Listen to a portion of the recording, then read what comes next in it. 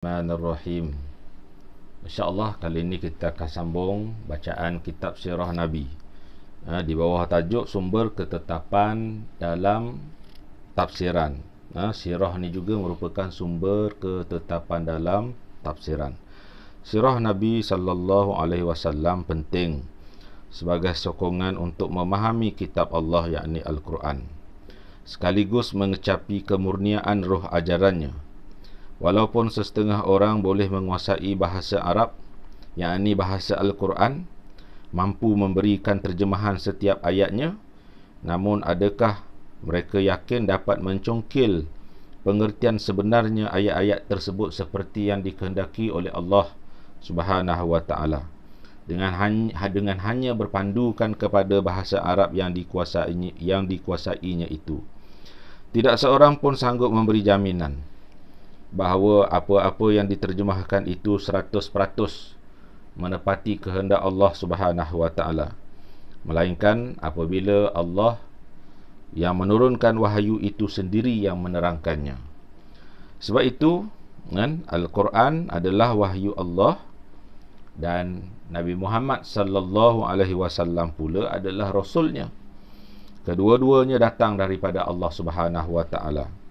Al-Quran adalah intisari ajaran Allah yang diwahyukan sebagai panduan kepada manusia. Intipati keseluruhan ajaran tersebut tidak mungkin akan dapat dijelaskan oleh manusia biasa, melainkan setelah Allah Subhanahu wa taala mengirimkan rasulnya sebagai penafsir yang sempurna kepada wahyu tersebut, dan ketepatan tafsiran itu pula dijamin oleh Allah Subhanahu wa taala. Sebab tu kena belajar sirah Nabi sallallahu alaihi wasallam. Kena ada orang yang mentafsirkan wahyu Allah Subhanahu wa taala. Barulah kita manusia kebanyakan ini akan dapat memahami apakah maksud daripada ayat-ayat Al-Quran yang diturunkan oleh Allah Subhanahu wa taala itu. Kalau hanya sekadar menguasai bahasa Arab, walaupun dia boleh menterjemahkan ayat demi ayat, tetapi tidak ada jaminan di sana bahawa yang demikian itu mampu untuk memahami maksud ayat-ayat Al-Quran ini dengan baik, melainkan setelah diterangkan oleh Rasulullah sallallahu alaihi wasallam yang diutuskan oleh Allah Subhanahu wa taala kepada kita manusia.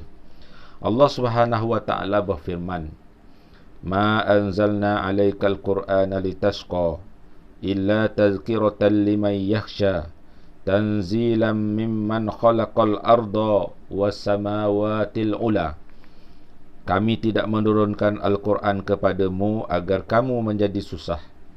Allah bagi tahu kepada kita, tuan-tuan, Al-Quran yang diturunkan oleh Allah Subhanahu wa taala ini bukan tujuan untuk nak menyusahkan kehidupan kita manusia, tetapi hanya sebagai peringatan bagi orang-orang yang takut kepada Allah, iaitu diturunkan dari Allah yang menciptakan bumi dan langit yang tinggi. Surah Toha ayat 2 hingga ayat 4. Demikianlah Allah Subhanahu wa taala menurunkan Al-Quran bukan untuk menyusahkan, sebaliknya bagi memudahkan Rasul memberi peringatan kepada orang yang beriman. Rasul yang diutuskan oleh Allah Subhanahu wa taala, bila dia nak bercakap sesuatu kepada kita manusia ini, dia merujuk kepada Al-Quran.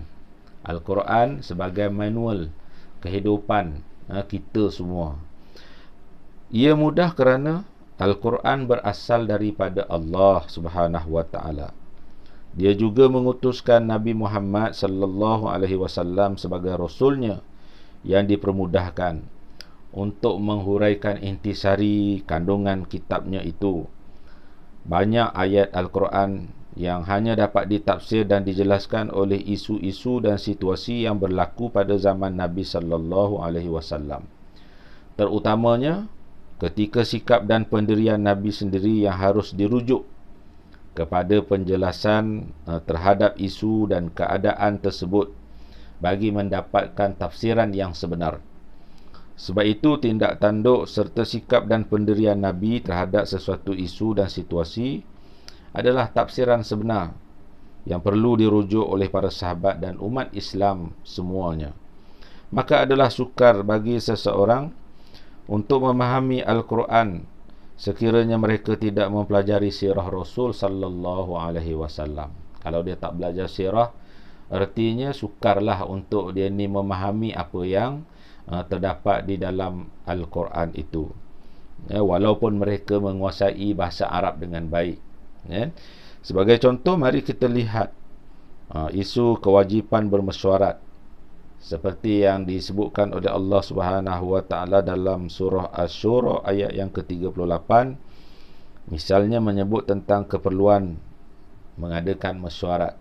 Begitu juga dalam surah Ali Imran ayat yang ke-159, wastaghfir lahum wasyawirhum fil amr fa iza azamta fatawakkal 'ala Allah. Bagaimana kaedah mesyuarat yang dikehendaki oleh Allah Subhanahu wa taala. Sedangkan Al-Quran tidak menerangkan kaedah ataupun teknik untuk kita menjalankan mesyuarat itu. Dalam hal ini wujudlah keperluan untuk menjelaskan kaedah ataupun cara bermesyuarat itu. Untuk itu kita hanya perlu melihat bagaimana Nabi sallallahu alaihi wasallam mengadakan mesyuarat. Kerana terdapat banyak contoh yang menunjukkan dengan jelas, walaupun Allah tidak menyatakan secara terperinci bagaimana untuk mengadakan mesyuarat itu. Bermesyuarat adalah suatu kaedah yang biasa digunakan bagi mencapai persetujuan. Apa-apa perkara yang kita nak lakukan, disuruh kepada kita bermesyuarat. Wamruhum syura bainahum. Hendaklah kamu mengadakan mesyuarat di antara kamu, di antara mereka. Supaya apa? Keputusan daripada mesyuarat itu akan lebih tepat berbanding dengan tidak ada mesyuarat. Kita mungkin berfikir tentang sesuatu perkara, tetapi bila sesuatu perkara itu dibawa ke dalam mesyuarat, boleh jadi ada pandangan-pandangan yang lebih baik daripada apa yang kita fikirkan. Kemudian memutuskan di antara beberapa idea yang baik itu, manakah yang lebih aula untuk diterima. Inilah kepentingan untuk mengadakan bermesyuarat. Tetapi kaedah untuk nak bermesyuarat itu tidak dijelaskan oleh Allah dalam Al-Quran. Kerana itu tuan-tuan, kita kena merujuk bagaimana Nabi sallallahu alaihi wasallam mengadakan mesyuarat bersama dengan sahabatnya. Apakah keperluan yang semesti ada dalam sesuatu mesyuarat? Al-Quran tidak menyebut tentang peranan pengurusi, bagaimana pengurusi sepatutnya berperanan. Tetapi Nabi sallallahu alaihi wasallam telah menunjukkan melalui sunnahnya apabila Nabi sendiri mengendalikan mesyuarat. Malah apabila dua orang bermusafir, Nabi sallallahu alaihi wasallam mengarahkan supaya mereka melantik seorang ketua dari kalangan mereka. Antara lain, ketua itu bertanggungjawab mengendalikan perbincangan antara mereka, yang keputusannya mesti dipatuhi bersama. Dalam urusan politik sekarang ni, yang diadakan sistem pilihan raya bagi mendapatkan sesuatu keputusan yang muktamad, bagaimana untuk kita memilih ketua, memilih pemimpin. Diadakan proses pilihan raya. Walaupun pada zaman Nabi sallallahu alaihi wasallam tidak ada pilihan raya ini, tetapi dalam konteks ini kita sebut pilihan raya itu adalah mesyuarat ataupun pilihan raya bagaimana untuk memilih pemimpin yang paling layak. Dalam bilangan yang tak besar, mungkin tak ada masalah untuk mengadakan mesyuarat. Tetapi kalau bilangan manusia ni berjuta-juta, bagaimanakah kaedah yang paling terbaik untuk membuat pemilihan? Iaitulah yang kita tengok dalam situasi ini, kaedah untuk memilih di kalangan di kalangan berjuta-juta rakyat ini, iaitu melalui sistem pilihan raya, kan? Mengundi di satu tempat, kemudian di satu tempat yang lain pun mengadakan pengundian untuk memilih siapakah yang paling layak untuk menjadi pemimpin. Kemudian keputusan-keputusan daripada setiap kawasan, dewan, negeri, negara itu dikumpulkan sehingga akan dapatlah satu keputusan. Siapa yang paling layak untuk dinobatkan ataupun diberi tanggungjawab menjadi pemimpin ini, kan? Jadi kita nak sebutnya bahawa pilihan raya itu salah satu kaedah untuk kita menjalankan mesyuarat. Kenapa pilihan raya? Kerana bilangan orang yang besar, bilangan orang yang ramai. Maka ini setakat ini yang kita tengok kaedah yang paling berkesan untuk kita mengadakan mesyuarat yang namanya pilihan raya. Tapi dalam kumpulan kecil, tak perlulah dibuat pilihan raya. Kita boleh berkumpul di satu tempat, kemudian kita mengutarakan pandangan, kemudian kita minta di kalangan ahli mesyuarat yang berada dalam kawasan itu untuk membuat pengundian, kan? Sebab tu kita sebut dia mesyuarat, sebab dalam kelompok kumpulan yang kecil. Tapi kalau dalam kelompok yang besar, sehingga berjuta-juta orang ini, maka kaedah yang paling tepat sekarang ini kita sebut pilihan raya lah, kan? Sebab itu kalau ada golongan yang menolak pilihan raya, kaedah pilihan raya ini, kan, ini adalah pandangan yang bersifat gopoh, kan? Bersifat gopoh. Sepatutnya walaupun perkara ini tidak ada pada zaman Nabi sallallahu alaihi wasallam, tetapi kita sebagai orang yang beri ilmu, diberi akal, hendaklah kita bertindak, bercakap secara rasional, kan? Situasi sekarang begitulah keadaan macam mana untuk menjalankan mesyuarat dalam kalangan bilangan pengikut yang ramai, kan? Kalau kita di Malaysia ini ada berapa, 14 buah negeri, ya, besar, kan? 14 buah negeri ini besar.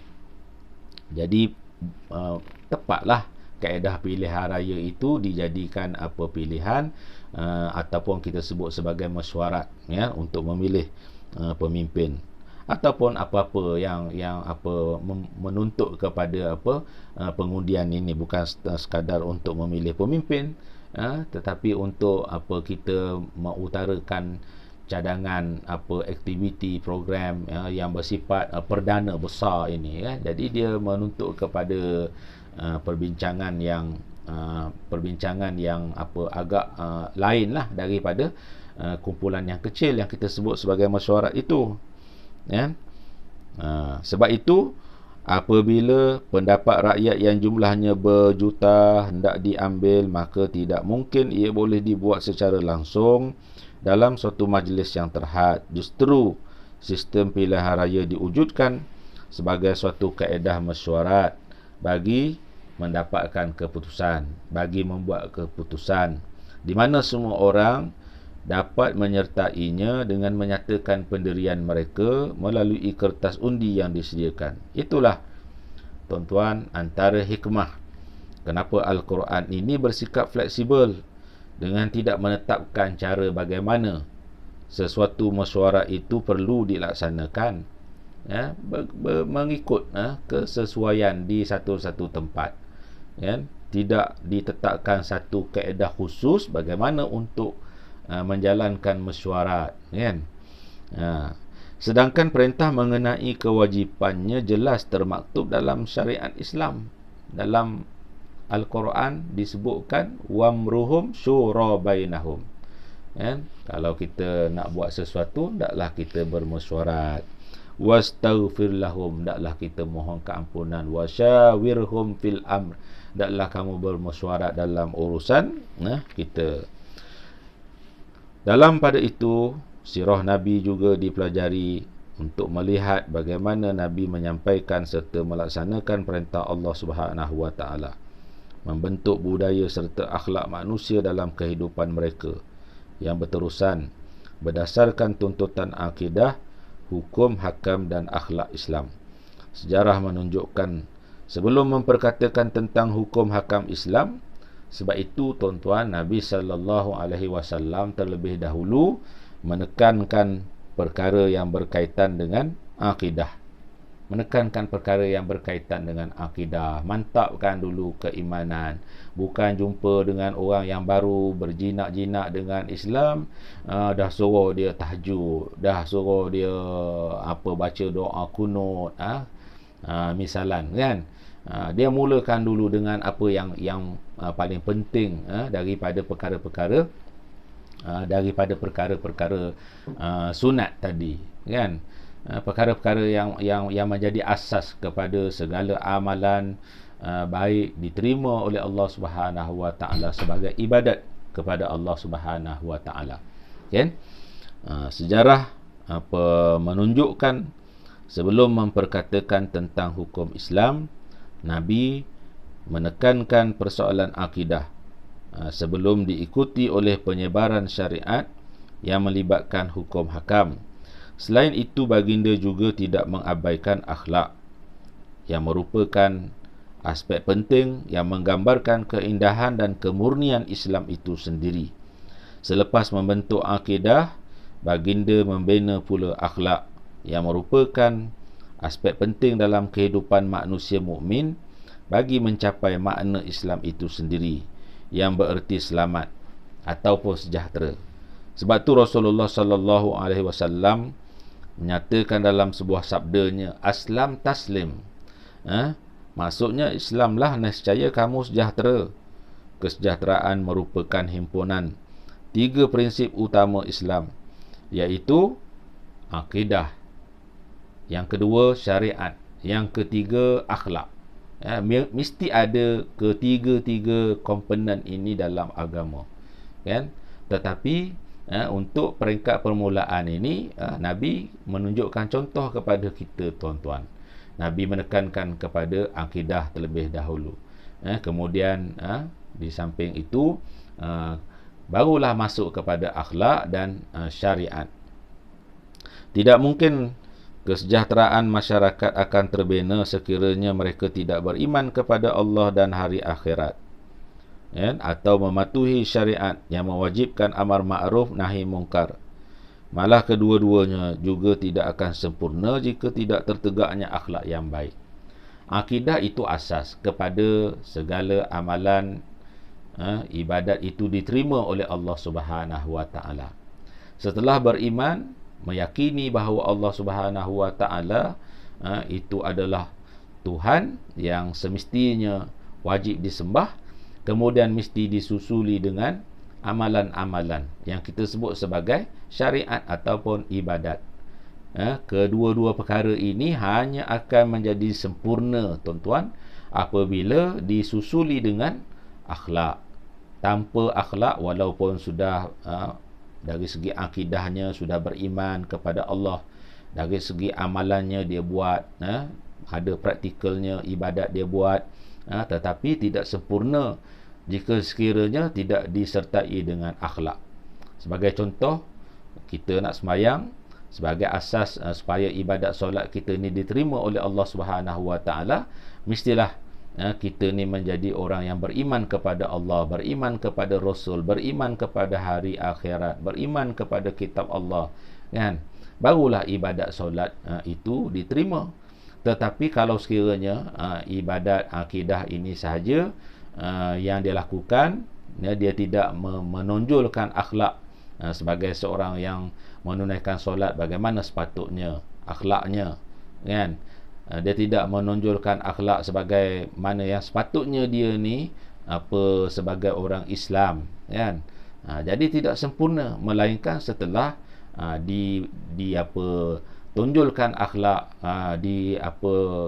susuli dengan akhlak yang baik. Di samping dia sembahyang, dia juga menjaga akhlaknya, kan? Tidak mengutuk orang, tidak mengumpat, kan? Akhlak yang baik, kan? Barulah sempurna yang kita sebut sebagai agama itu. Okay? Kehormatan manusia akan terjamin kerana tidak mungkin dicabuli oleh orang yang berpegang dengan akidah yang betul, syariat yang jelas, serta dihiasi pula oleh akhlak yang terpuji. Ini yang disebutkan tadi. Kenapa kita perlu kepada ketiga-tiga komponen yang ada di dalam agama, ataupun yang kita sebut sebagai Islam, iman, ihsan itu, ataupun akidah, syariat, akhlak, kan? Dengan kombinasi ketiga-tiga komponen dalam agama ini, pastinya orang tidak akan mencabuli hak manusia lain. Yang kita tengok dalam masyarakat kita hari ini berlaku pencabulan hak orang lain disebabkan kerana tidak sempurna agamanya. Mungkin dari segi akhlaknya, akidahnya okey, ibadatnya sudah okey, tapi akhlaknya tak okey. Ataupun dia ni orang baik, akidahnya okey, baik pula, tapi tidak buat ibadat. Sembahyang tidak, kan, puasa tidak, zakat pun tak buat, tapi dia baik. Dari segi zahirnya pun tak cukup. Ataupun dia baik, dia baik, dia berakhlak yang mulia dengan masyarakat, dengan manusia lain. Nampak dari segi ibadat tu nampak macam okey, dia buat ibadat, tetapi kalau tanpa akidah, maka semuanya sia-sia, kan? Kalau kita tengok bagaimana Abu Talib ini seorang bapa saudara Nabi yang baik dengan Nabi, dia sanggup mempertahankan Rasulullah sallallahu alaihi wasallam semasa Nabi menjalankan dakwah di Mekah, kan? Tapi Abu Talib tidak beriman kepada Allah, tidak mengucapkan syahadat, kan, 2 kalimah syahadat. Kebaikan Abu Talib kepada Rasul, kesanggupan Abu Talib mempertahankan Rasul daripada sebarang risiko yang cuba dilakukan oleh musyrikin Mekah kepada Nabi, tidak ada makna sedikit pun kepada Abu Talib. Disebabkan apa? Asasnya tidak kepada Islam, kan? Asasnya tidak kepada Islam. Walaupun dia ni seorang yang mempertahankan Nabi, semuanya itu tidak mendapat nilaian pada Allah Subhanahu Wa Taala. Sebab itu tidak sempurna iman seseorang sehingga dia mengasihi saudaranya. Barang apa yang dikasihi oleh dirinya sendiri, apa yang disukai oleh dirinya, itulah yang dilakukan atau yang diberikan kepada saudaranya. Ni baru disebutkan sebagai orang yang sempurna iman, kan? Dia nak beri ataupun buat baik kepada orang lain, kan? Sebagaimana dia pun nak orang lain buat baik kepada dirinya, bahkan lebih lagi kalau kepada orang lain, kan? Ini adalah tanda